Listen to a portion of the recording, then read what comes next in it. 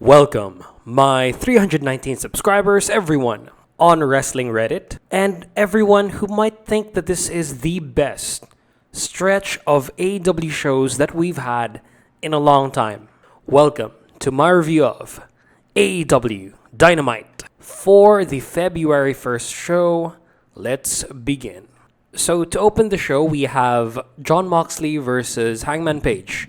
So this is their rubber match, their third match to their feud, but it doesn't feel like a blow-off. It doesn't feel like a rubber match since they set one up after this. Mox's win also isn't that conclusive, and I can see why that they wouldn't want this to end right here since it's two of the biggest babyfaces in the company.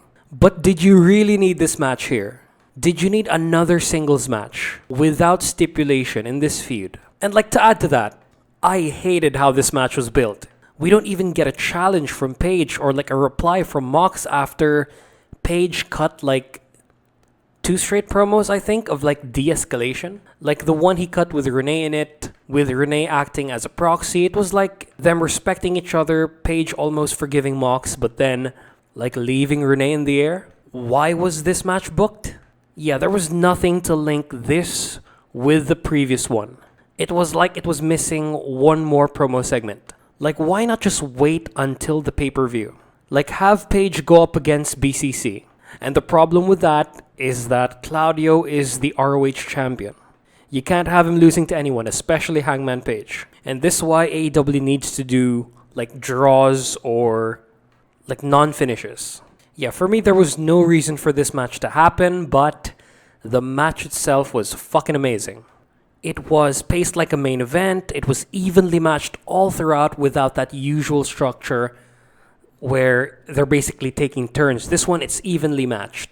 Its duration is 20 minutes, including the time before the bell. Since before the bell, they have 4 minutes outside where they just fight around the crowd. Nothing really much happens here except we see this grandma videoing the fight. This was all build up for the chair throw that cuts Moxley open. And the last time Mox bled, I think it was the hard way. But this one, clearly, he bladed. He caught that chair with his hands. And the selling of his eye was pretty masterful. It was consistent. A lot of blinks and wipes. But I guess you can't really fake that. Since, have you tried actually having sweat on your eye? And imagine if that's blood. There's some color there too. So yeah, this was the CM Punk versus Mox match, but a lot faster. It was almost as gritty, but not tear your eye out, tear earrings off, tear your face off, brutal stuff like that. Big moves are well spaced and are properly sold. There are a lot of just lying around, selling the devastation of the move, not being able to respond right away. It's like a New Japan match. It replaces the high speed parts that I really like in other matches with one that just feels waiting. It's as good as Moxley versus Tanahashi at Forbidden Door. And hell, I even like the back scratch spot because Mox never digs in properly.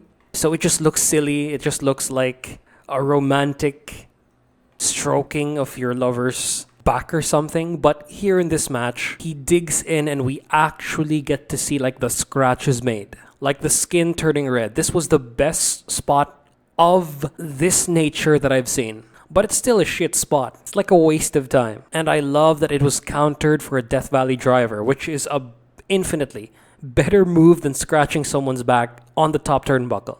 What's the point of this? And Mox might have taken just a bit more to a lot of damage from Page at the end. Mox just ate Page's moves right after another, but this makes the inconclusive ending make much more sense. Since Mox can't move much anymore, he's pretty much on his last HP. So the only way he could win was to do this, which was subtly moving his leg across Hangman's while they're in a bulldog choke position. He just makes a small adjustment, goes for the pin, and then wins the match. Fucking great ending. And it sold me to a fourth one, but there needs to be promos before that. And it needs to happen at the pay-per-view, which is a month away now. So yeah, my rating for this is a pay-per-view undercard match. I think it was better than their second match and so much more than the first when Hangman was injured. So yeah, top 3 spots of the match. Number 3 is the Avalanche Death Rider that they call something else, but that was a Death Rider. Number 2 is the Small Package Driver by Hangman Page. This move needs to be used more often and needs to finish more people since it looks super devastating. It's the one where it looks like a suplex, but it's like a shorter drop and it's so sudden that it makes up for the lack of height.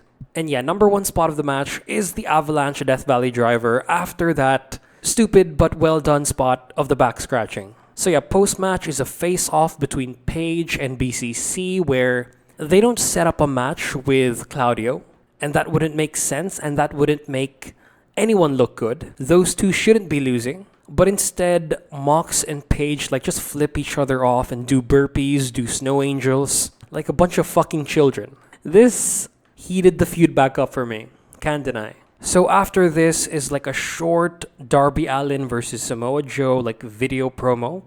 They're talking while highlights of their matches play. Yeah, this is basically a confirmation that neither will get rematches after one of them lose. So this is it. This is the final match for the year for these two. And yeah, pretty good. Gets one hyped up for the main event. So after this is the Bunny challenging Jamie Hayter. And this is supposed to be a setup for a match on Dynamite next week. But honestly, this should be in Rampage. No offense, who cares about the Bunny right now? Or that whole combination of people? This match could have worked on Rampage since the Emi Sakura match felt more important. And there are bigger things at play with the women's division than the Bunny. The real feud is with Saraya and Toni Storm. And I think Dynamite should be a home for the main feuds. After a brief conversation exchange, they flash a video of Saraya and Toni Storm attacking Britt Baker somewhere in the arena.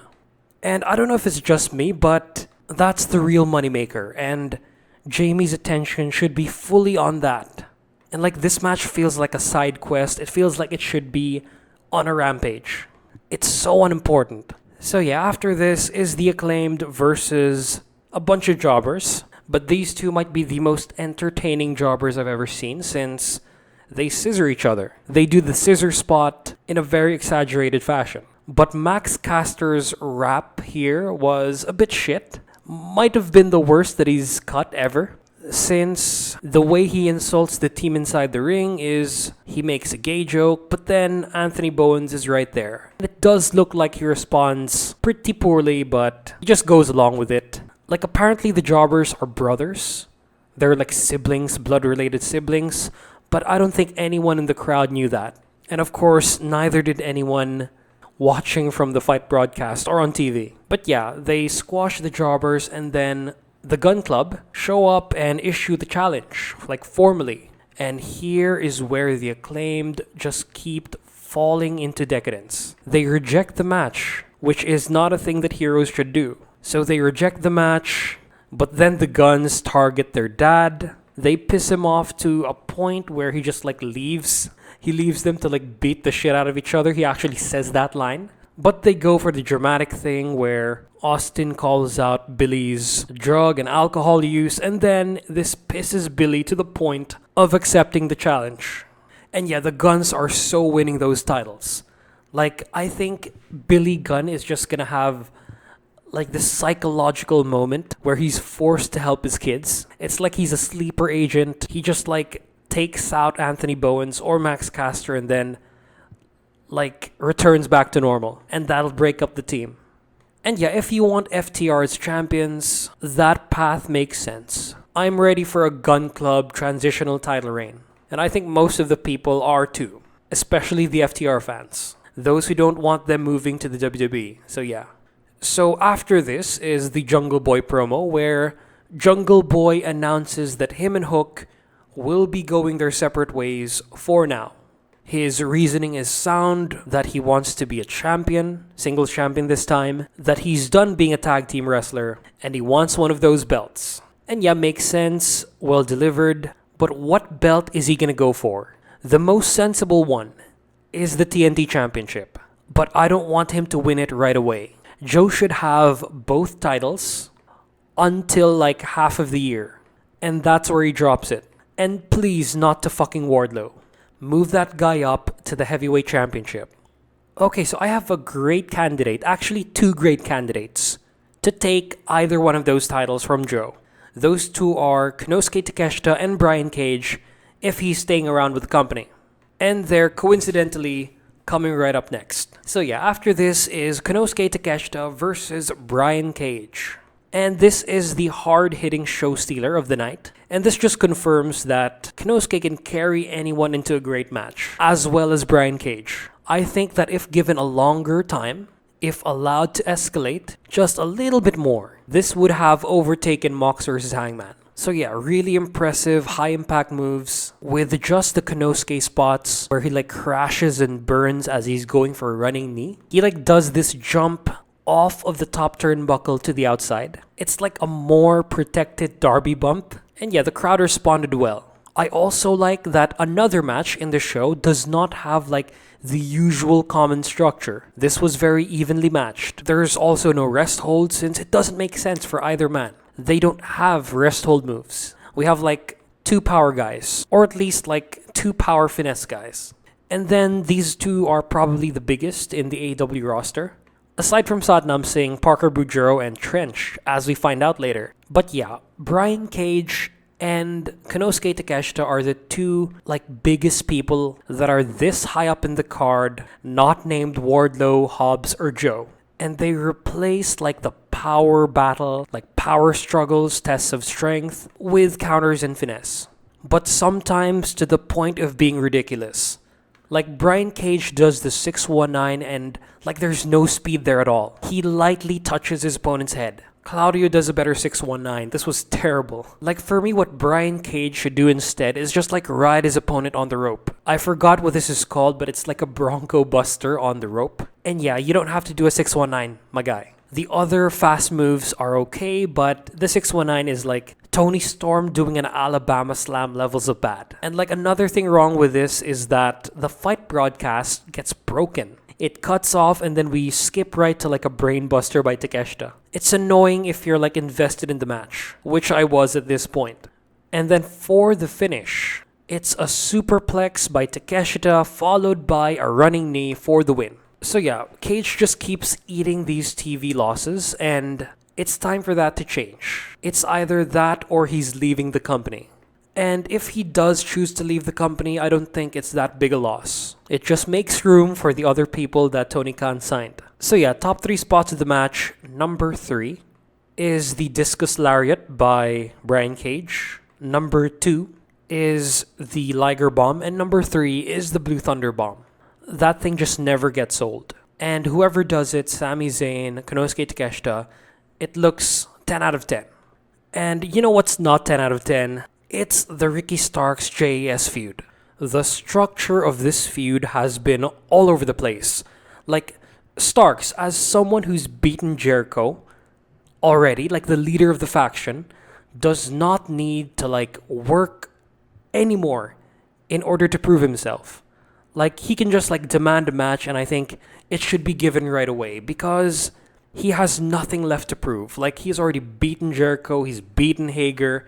He might have lost in that tag team match, but one-on-one, you're already one up. And here, they go ass backwards since what should have happened before the Starks-Jericho match, like, they do it here. Like, they prepare a gauntlet for Ricky Starks. It's just like the MJF feud, but this time with a proper faction, proper connections, and a lot more like volatile match quality. Like, Ange and Parker have not proven themselves to be as good as anyone who Bryan Danielson is facing. We're probably going to get stinkers, and it's going to be a crawl to go through.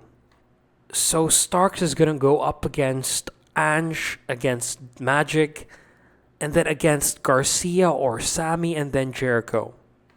And this is all on Dynamite. We're finally gonna break the streak of great Dynamites. I mean, they might prove me wrong, but I think 2.0 are better as a tag team. And they've been booked so weakly that I think the match should end in 5 minutes. For Ange, at least. For Daddy Magic, maybe 7. Third is going to be a handicap match between both Garcia and Guevara, and then we're going to start seeing the friction there. Or not, hopefully not. And then as for the final match at the pay-per-view, it's going to be Starks versus Jericho in a cage or ladder. No, ladder doesn't make sense. Iron Man, we already have that. Hangman and Mox are going to take the Texas Death Match or like any hardcore stip.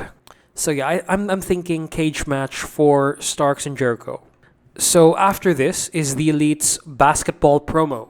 And of course, it's not explained why these guys are in a basketball court cutting a promo, but in the book, in the Young Bucks book, it's clearly stated there. In BTE, it's there, but to the TV audience, this would look a bit silly. But thankfully, Nick Jackson hits his shot. I think it would have been so much better if Kenny just like tossed the ball over his head, no look, and then made the shot. Like this was pre-recorded anyway. Why not do this? I mean, even I can make that shot from the 3-point line. So yeah, the Elite cut a promo on Top Flight. They issue a challenge for the trio's titles, and then they're interrupted by the Firm. So yeah, I think this will do wonders for the Firm. It'll be like a roadblock for the Elite, but for the Firm, win or lose, a great match from anyone in that faction would be a welcomed change, especially from Ethan Page. Something fast-paced versus the Elite could help that guy's stock. And so they set it up even here that this is going to be like a more entertaining sort of match because Cassidy like just moans on Kenny Omega's ear. Yeah, I guess that just happened. So this is not segment of the night, but it's pretty close up there. Such like a lower card feud given so much time. It's also a bit random that it's set in a basketball court and they don't like take full advantage of that. Kenny should have gone for like an over the head basketball shot. Or they could have played like a montage game. So many more ways to make this better, but yeah, I mean, what we got was alright. So after this is Danielson versus Thatcher. And this was the worst of his gauntlet. I fully expected this to happen since it's Thatcher's style. And he can have great matches, but he just doesn't like fully invest in what he's trying to do. This should have been just like catch wrestling, technical stuff, but we get a lot of stupid heel work. And he doesn't need to do that anymore since he already looks like a heel. He should have just went for that arm. They should have just had like a wrestling clinic, but we got not very much of that. Danielson sells the shit out of Thatcher's offense, but he doesn't do enough. A lot of plotting for my liking, just too much stupid heel work that doesn't help the match. Just looks like they don't touch. And also there's too much striking. You know, I think a match against Mox would actually be good for Thatcher since they're both like grittier wrestlers. So yeah, I can't say this was a disappointment since I expected this, so yeah. TV main event. The finish is a Busai Kuni for the win. And I think there's only one top spot of the match. And it's when Danielson like goes for a sleeper hold with his left arm. But it's the injured one, so he transitions to his right. Yes, that spot is the best of the entire match. And maybe we could include the finish, but we just see it all the time. I don't think MJF paid him as much as the other guys. So yeah, MJF does try to help, but he gets deterred right away by Takeshita. Man had no chance. So I guess that's MJF's next opponent. Match is announced for next week after like a pull-apart brawl at the back. And yeah, so I don't have to go through that anymore. I'm just gonna review that segment here. It was alright. But it would have been better if like MJF just called Tony Khan a mark. Right then and there, because that's how the match was made. So yeah, my rating for this is a TV main event. Just wasn't that exciting for me. But on TV, it is like a bare minimum acceptable main event level match. So after this is a promo by Swerve on Dustin Rhodes. Nothing really much is said except that Swerve hates nepotism, so he's going up against the second to third generation wrestlers, specifically against Brian Pillman Jr. on Friday. While I think Pillman is just an obstacle for Swerve to get to Dustin, I think it's a great chance to show what he can do. He's been in AEW for all the 3 years, but he's never really gotten a push.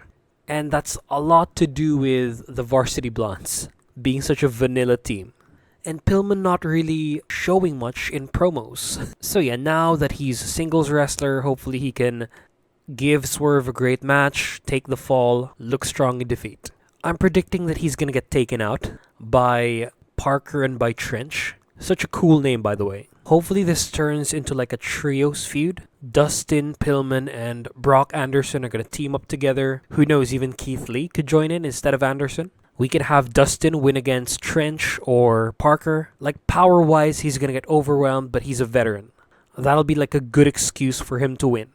If they just have Dustin lose to Swerve, like, why even? Like, at least build Dustin up for his retirement. And having him lose all of his matches is just gonna devalue him for the person who's eventually going to retire him. It should be like a Mickie James run, where she wins everything until the last match. When she loses the title, that's not happened yet. But yeah, that's going to catapult the person who's gonna beat the retiring wrestler. Hopefully MJF. But you can also have him like carry around the TNT title. But I'm sure that's not gonna happen, especially for what's gonna happen at the main event. So yeah, after this is MJF and Roosh, and I think this is the best segment of the night. This whole thing with him just like paying people money in order to injure Danielson is getting a bit cartoonish, and I love it. He brings more and more money. Started out as an envelope with Brian Cage, and then a briefcase with La Facción. And I hope this escalates. We still have a couple of matches, like 2 more after Roosh. I want it to be like a whole piece of luggage full of MJF's money. And this is so dumb. Like, all to take out one dude. MJF is that scared, but this is just so funny. Like, it's supposed to make him look weak, and it's kind of like repetitive from his previous feuds, but just like showing him interact with these people, A, gets those people TV time, which they sorely need, and B, gives them motivation to like add specific dynamics in the match. Like, I wish MJF had an interaction with Thatcher. That would have made the match better. He would have told him to stop doing that stupid heel work and just focus on Danielson. Like, the match against Thatcher was pretty much a night off. MJF just wasted a week. But yeah, the interaction here, really funny. We have the same thing that they do with Takeshita, where Roosh says so much more in Spanish, and then Jose just says yes, he accepts. Very short. And then it forces fans to look for the translation of the actual thing, and then it turns out to be like a lot darker than what was said. And I like how MJF just like addresses this. That sounded more than what you told me. I honestly don't know how you're gonna top what you've already given Danielson, like especially Roosh, among all of the upper carders and the mid carders. Like, who else can be an actual threat to Danielson at match 6 and 7? Who's gonna get that crate full of money? Number 6, I think, is gonna be Shibata. He's gonna be managed by Orange or something. And as for match 7, the person who's gonna get all of that money may be Miro, but he's probably out. Captain Insano is gonna provide like the biggest pop, but the poorest quality match. So Lord knows who it is. As long as it's not MJF himself, because that's dumb. So yeah, this is segment of the night. After this is Jade Cargill versus Red Velvet. So this might be Jade's best match so far. She does a lot more than usual, and Red puts on a good fighting chance. Actually better than Athena. There's weight working. They don't botch, surprisingly. And we actually get a "This is awesome" chant for the first time in a Jade match. And that's when she like military press carried Red from the outside to the inside. And I guess the finish was good too. Red's finisher though was pretty bad. It was sold as a finisher since Jade actually got a theoretical 3 count. Like, Sierra Leone distracts the ref, Kara Hogan takes her out, and Red like gets Jade for like a 3 count. Actually more, like about 6 or 7. She had this one. And that's all you need to elevate Red Velvet. That's all you need to make this match really good. And honestly, I enjoyed it more than I did the Danielson-Thatcher match. And I never would have thought that I would say that in a million years about a Jade Cargill match. So yeah, finish is a Jaded for the win, of course. But I didn't hate myself after watching this. So yeah, top 1 spot of the match is the weight working. But this was like TV main event, pay-per-view undercard. This was Jade's match, and we had her carrying her daughter out of the arena. I can't believe I'm saying this, but Jade's match isn't the worst of the night. For the first time ever. And it's better than Danielson's and Thatcher's. This is like a miracle. So yeah, after this is the Britt Baker segment. So Britt is hurt. Doc Samson is rudely interrupted as he's performing the physical exam on Britt. He was still up there in the eyes. You still have the whole body after that. And then Ruby rudely interrupts. There is distrust between Britt, who is, I guess, the leader of the AEW women, and Ruby, but I don't know why even have this.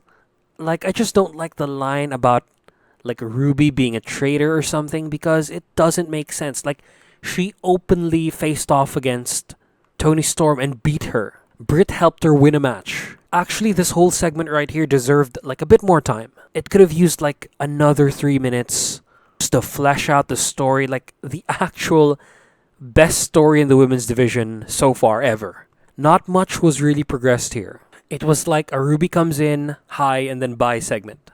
And I think it's about time that the WWE women get some more members. Even just one against like a fractured AEW women's team is going to do wonders. Athena's right there, get her back on TV. Then bring back Mercedes Moné, and then that's it. 4 is enough. But this is worst segment of the night. Not because the acting or the delivery is bad, but the wasted potential. And just like how nothing this was. Like, we already know that Britt doesn't like anybody. Okay, pause. This idea just came to me right now. And I think it would have been better if Britt was actually the one trying to recruit the other women. Like, as someone who's been a thorn in all of their sides, like, there's a reason for everyone to hate her. She's been, like, the biggest heel in that company. It would be cool to, like, see her groveling for Shida, for Ruby, but yeah, worst segment of the night. And then for the main event, it's Darby Allin versus Samoa Joe for the TNT Championship. So in this whole stretch of just great Dynamites and great Rampages, after Match of the Year candidates like Danielson versus Bandito, Hangman Page versus Jon Moxley 3, the women's hardcore match, Mark Briscoe's debut, like there's just like a lot. But I think this manages to beat all of those. And it's the rubber match between Samoa Joe and Darby Allin. Like predictably, from the start, I expected Joe to win. I expected him to beat Darby and then get a prolonged title run. But with what happens at the end, I'm not quite sure anymore. They're hot potatoing the title so much. And it's meant to be like a title that's held for like a short time and then lost. It's a mid-card title, but like especially having this guaranteed title change after Joe wins it is just poor for the belt. It's also poor for Joe. And poor for the guy who's facing off against Joe after this. So I enjoyed this match too much that I'm going to get all of the negativity out first. So Joe ends up winning and then Wardlow comes out. No more top knot, his hair actually looks a lot better. He looks like a decent human being. But did anyone actually want this to happen? Like, honestly, did anyone actually enjoy the Wardlow versus Joe feud? Or did anyone actually enjoy Wardlow's title reign? Because Joe has everything going for him right now. He has the gimmick, he has the promos, and he has the matches. Wardlow only has the matches. And we've already like overplayed the Powerbomb Symphony for months, for half of 2022. And then we're gonna have that extended again. But there is one way to save this. There's one way to keep the title on Joe, and I think it's this way. What if we have MJF recruiting Wardlow to face off against Danielson for his last match?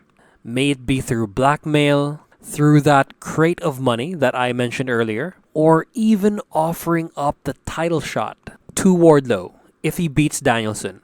And then when Wardlow loses to Danielson, by flash pin, MJF is going to come out angry, screaming. Wardlow and Danielson shake hands and beat the shit out of MJF. And this is gonna piss MJF off so much because he already gave Wardlow like that crate of money as down payment, but then Wardlow loses and then has the goal to kick his ass. That's gonna give MJF a good reason to fuck Wardlow over and help Joe retain as well. It starts their feud before MJF's current feud even ends. It's gonna be like a smooth transition. And yeah, I'm gonna post this idea as a short because the YouTuber Suplex did also. But I'm coming out with an idea that might not be the most foolproof, it might not be like the most sensible, but it's the only way you can keep the title on Joe and not have a shitty title reign with Wardlow again.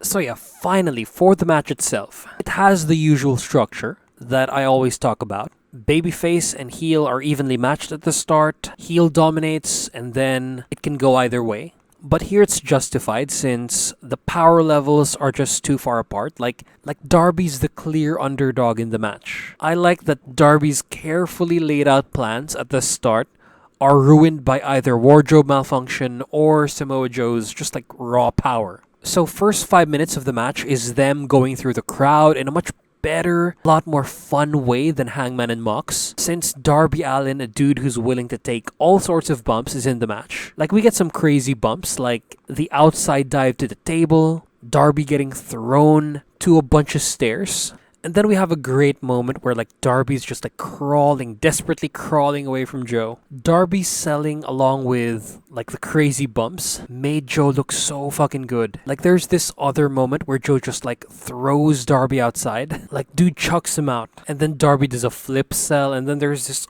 other one where he like backdrops Darby on the pointed backrests of chairs pushed together. And at this moment, it's kind of like the Simpsons meme where, stop it, he's already dead.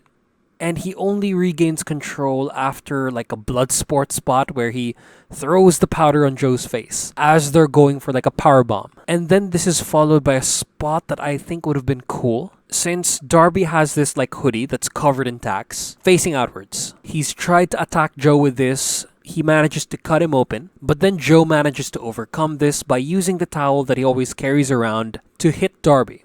And here, it's been taken off, Darby's trying to put it back on, but the tacks like have stuck on the shirt too much. It's incredibly hard to put on and like the tacks are actually hurting Darby. He was like pulling some out as he was putting on the hoodie.